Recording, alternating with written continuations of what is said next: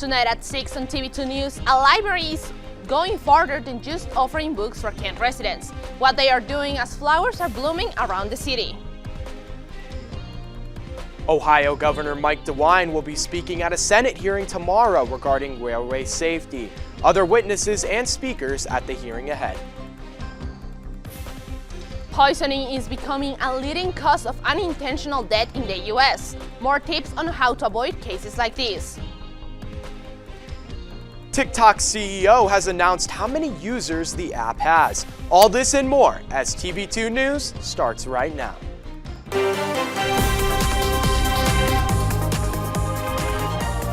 This is TV2 News. Good Tuesday evening in Portage County, and thank you so much for joining us. I'm Nuried Hurtado. And I'm Josh Aponte. We'll start tonight with the Kent Free Library that has opened up their annual seed collection just in time for the spring season. That's right, Nuried. TV2's own Gabby Jonas has more. Hi, Gabby. Hi guys, yes, I went to the Kent Free Library today to get more information about the community seed library where residents are able to come and go with their own flower, vegetable, and fruit seeds. It gives people an opportunity to try plants that maybe they wouldn't otherwise. As warm weather makes its way to Northeast Ohio, the Kent Free Library is also welcoming new seeds for their 7th year of their seed library. I spoke with the library's manager, Kristen Poole, about this community effort. There are a lot of people who enjoy gardening, growing their own food, people who've been growing seeds for years and years that maybe have been in their family, maybe their grandparents brought them over from the country they came from in Europe to share those seeds with other people. At our nursing facility, a lot of our residents, they enjoy gardening. Working at a rehab center in Ravenna, Kent local Annette Sawyer takes seeds from the community only to give them right back. We'll make our homemade salsa, different things with our residents. So I think that this is going to be something that's really going to be beneficial and have a lot of interest in Kent. Now, if you're growing your own garden for the first time, you don't have to worry because the Kent Library does provide their own growing guide. And inside here, it shows what type of soil they need, the lighting it needs, and when they should be planted for you and your seeds to grow to their fullest potential. One of the many seeds to choose from is a dried bean many people haven't heard of, the Hobbs goose bean, grown by Kent State professor Clinton Hobbs. The beans were found by his grandfather who had shot a goose down in West Virginia in the 1800s, and when he dressed the goose, he realized that the crop was full of these undigested seeds. They're my favorite seeds to plant, and they're my favorite vegetable that I grow to cook with. I just had some in chili last night. They're delicious. And because it opened earlier this week, many of the vegetable and flower seeds are already gone. But tomatoes, mustard plant, wildflowers, and hot peppers are still in hot commodity this time. Reporting for TV2 News, I'm Gabby Jonas. Thank you, Gabby. Kent State alumna Ro Green will receive an honorary degree recognizing her contributions. The Board of Trustees announced their approval for that degree earlier today through an email. Green will be a part of the Friday commencement ceremony on May 12th. Also, she graduated from Kent State in 1980 with a degree in the arts and continued to contribute after graduation. Her honorary degree is for contributing to advocacy in the arts over the years and financially supporting Kent State.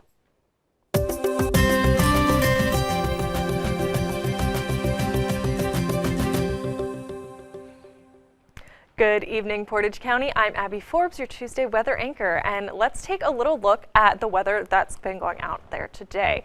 So it has been feeling a little warmer today, as the first day of spring was yesterday. We finally feel a little bit of that spring weather, with it feeling like 50 degrees outside, but actually being 53. With the winds going at 8 miles per hour, it is a little bit chilly when those winds pass by, but other than that, it is feeling a little bit warmer than we've had in the past couple weeks. So looking ahead at the rest of tonight and into tomorrow morning, it is going to be getting cloudier as we go throughout the night and into the morning, and those temperatures are going to be dropping as well. So looking a little closer at tonight, it is 50 degrees out there at 7 o'clock right after this newscast, and the sunset is going to be at 7:38. So with that daylight savings change, with time, we are having a later sunset, which is nice. You have a little bit more daylight to spare. So that is all I have for you right now, but stay tuned for later because I will be going over the weather for the rest of the week and the rest of Ohio. Back to you guys at the desk. Thank you, Abby. Breeze Airways will begin service for flights to Orlando at the Akron Canton Airport this month.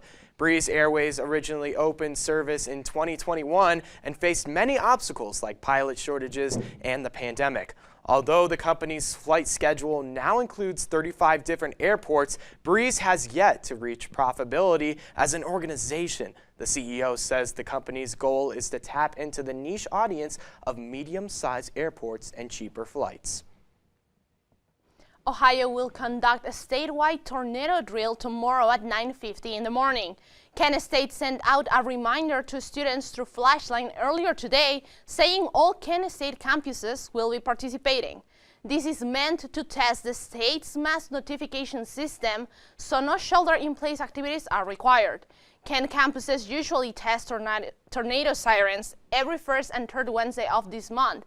This comes as we approach peak tornado season in Ohio, usually between the months of April and July.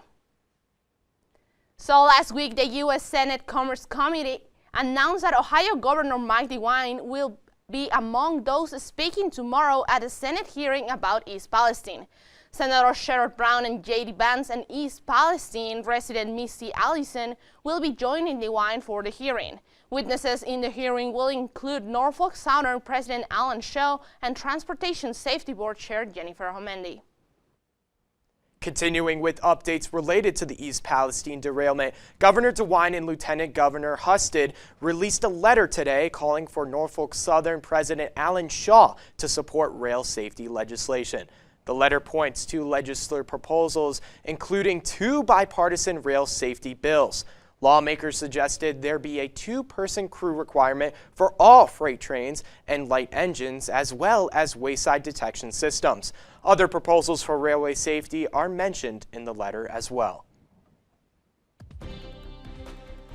President Biden signed a bill into law which will declassify intelligence on the origins of COVID-19. Find out more about the consequences of this bill. And school is canceled in the 2nd largest school district in the country during an ongoing labor union strike. Find out why workers are protesting.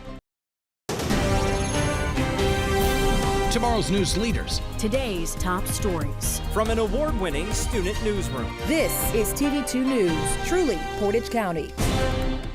Welcome back. It's a leading cause of unintentional death in the U.S. every year. Millions of calls come into poison control centers following an accidental poisoning, many of them happening in young children. In today's Health Minute, Mandy Gaither has more on the dangers and what you need to know to keep your family safe in honor of National Poison Prevention Week. It can happen in an instant. A child ingests something they shouldn't have. They can be quite scary and dangerous symptoms depending on what the child might have gotten into. Dr. Manisha Agarwal specializes in pediatric poison prevention. She says many things little hands may find in a house can be poisonous. Most commonly, we see children who happen to get into cleaning products, cosmetics, and then medications. Agarwal says medical professionals are also seeing more children getting into edibles, which look like candy but contain derivatives of marijuana. To protect children, Agarwal says to store edibles separately from other foods. You should also keep other medications up and away from the reach of children. Securely store all cleaning products. Talk to anyone coming into your home or those you go to visit. If you don't have a toddler in your home every day, you might not think about what they can get into really easily. Button batteries are also dangerous if ingested. Agarwal says to keep them away from kids and check your smoke and carbon monoxide detectors often to make sure they're working. Ultimately, there is always the amazing people at the Poison Control Center there to help you out if you happen to get into anything. For Health Minute, I'm Mandy Gaither.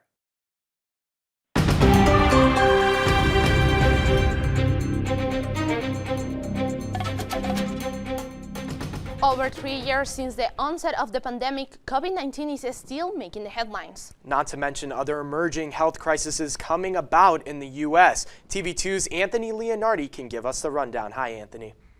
Thanks, guys. Yes, health threats still continue to be an issue in the U.S. as new revelations come out regarding COVID-19 and an emerging fungal disease begins to spread quickly. Scientists in China say new clues are being discovered about the origins of COVID-19, and the new data seems to contradict the popular lab leak theory. The World Health Organization announced on Friday that an analysis of genetic material suggests possible connection between raccoon dogs and the virus. The findings do not answer questions about how the pandemic started, and they do not prove that the raccoon dogs sold in Chinese markets were infected, nor were they infecting people. Rather, there's a possibility that they were simply carriers of the virus. And President Biden has signed a bill into law that will declassify intelligence on the COVID-19 origin. The bill orders the National Intelligence Director to declassify the information on the potential links between the virus and the Wuhan Institute of Virology in China. The bill was passed by both chambers of Congress earlier this month, and information that could be a threat to national security will remain classified. In cases of an emerging fungus is considered an urgent threat according to new data from the U.S. Centers for Disease Control and Prevention. The fungus is called the Candida auris, and it is resistant to first-line treatment for infections. The CDC says the fungus is drug-resistant, spreading easily, and is able to cause deadly disease. And the World Health Organization said, quote, "Fungal pathogens are a major threat to public health as they are becoming increasingly common and resistant to treatment." Be sure to keep up with KentWire.com for continued updates on COVID-19 and other health threats in the country. For TV2 News, I'm Anthony Leonardi.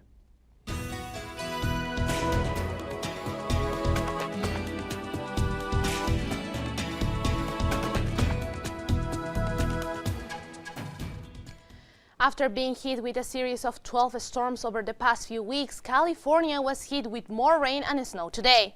The forecast says 4 more inches of snow and rain will hit central and southern California, and places above 6,000 feet of elevation could receive 4 feet of snow, according to the National Weather Service. Winds are expected to reach up to 75 miles per hour, and the National Weather Service is warning against downed trees and power outages. They also said to watch out for flooding and a, quote, extreme avalanche threat for anyone over 6,000 feet.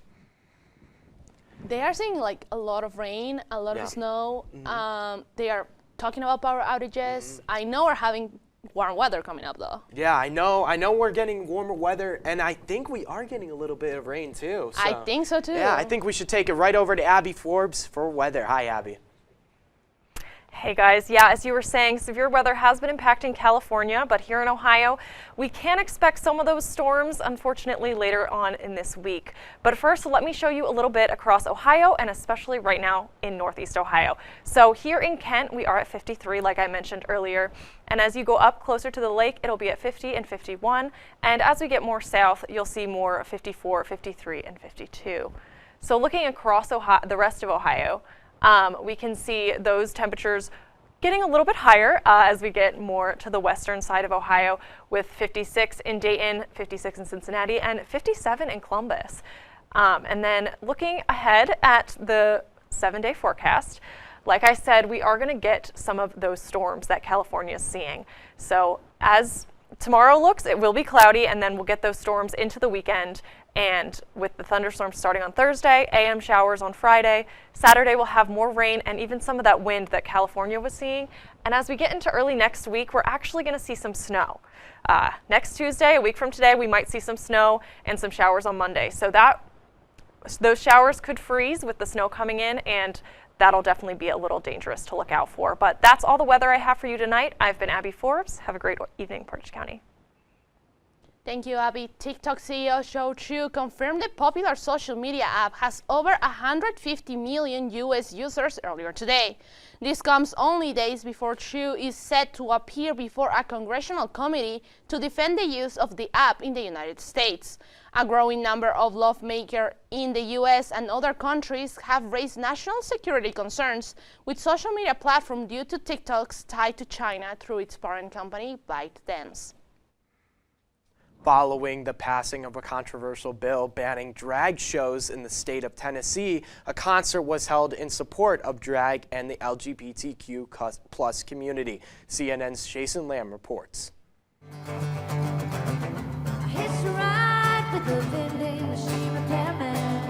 It was star after star on stage at Bridgestone Arena. All for a purpose. Everything that's happening in Tennessee with the legislation is scary. Those attending the Love Rising show say consider this a rebuttal to state lawmakers passing 2 bills banning most public drag shows and banning gender-affirming care for minors. Tennessee's really tough. Yes. It's tough. I love it so much here. We're diehard Predators fans. I mean, I Yeah. grew up most of my life in Tennessee, but Same here. it can just be tough. People. Yes. Tonight's show benefits several organizations across the state supporting the LGBTQ community. Went from 4 or 5 artists saying we want to help to it growing into this huge event. Amy Sadler is on the board of one of the organizations benefiting from tonight's event. People in Tennessee care about people. We are the volunteer state. We want to make sure everyone is safe. If our legislature doesn't agree, that's fine, but we as people want everyone to feel safe, to feel included, to be able to be themselves. Performers included Maren Morris, Jason Isbell, Sheryl Crow, and more, leaving many attendees with 2 reasons to be here. So why not come out, support a cause that's really close to our hearts. And then also see our favorite artists, of course. Yes. Jason Lamb, News Channel 5. Now going southwest, classes are canceled in the Los Angeles Unified School District today because 30,000 workers are on strike.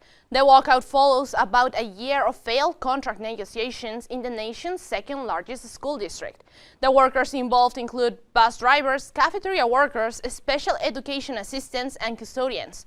Their union is asking for pay hikes, more full-time jobs, and more staff, and quote, respectful treatment. The district says the strike is illegal and is offering a pay raise, but it is only half of what they are asking. We haven't seen any proof that China is delivering lethal weapons to Russia. But we have seen some signs that this has been a request from Russia, and that this is an issue that is considered in Beijing or by the Chinese authorities. That was NATO Secretary General Jens Stoltenberg saying that there are signs that Russia requested lethal aid from China. Among this, President Vladimir Putin is set to host China's President Xi Jinping for a meeting today in Moscow. This is Jinping's first visit to Russia since Putin launched the invasion into Ukraine last year. The meeting takes place as the concerns grow that China may start sending lethal weapons for Russians to use against Ukrainians. And in response to these speculations, the United States will continue to send aid to Ukraine. The National Security Council said that the U.S. will dramatically accelerate the time it takes to ship Patriot missile systems and tanks to Ukraine. The number of tanks the U.S. plans to send remains the same at 31. The Patriot missile systems will be deployed to Ukraine in the coming weeks. A former Lakers player gave an update on his health to his fans, what information he shared with everyone through his Instagram account. And the Cleveland Cavaliers prepare for a 2-game road trip against the Brooklyn Nets starting tonight. Find out all this and more after the break. And now, your TV2 Sports Report.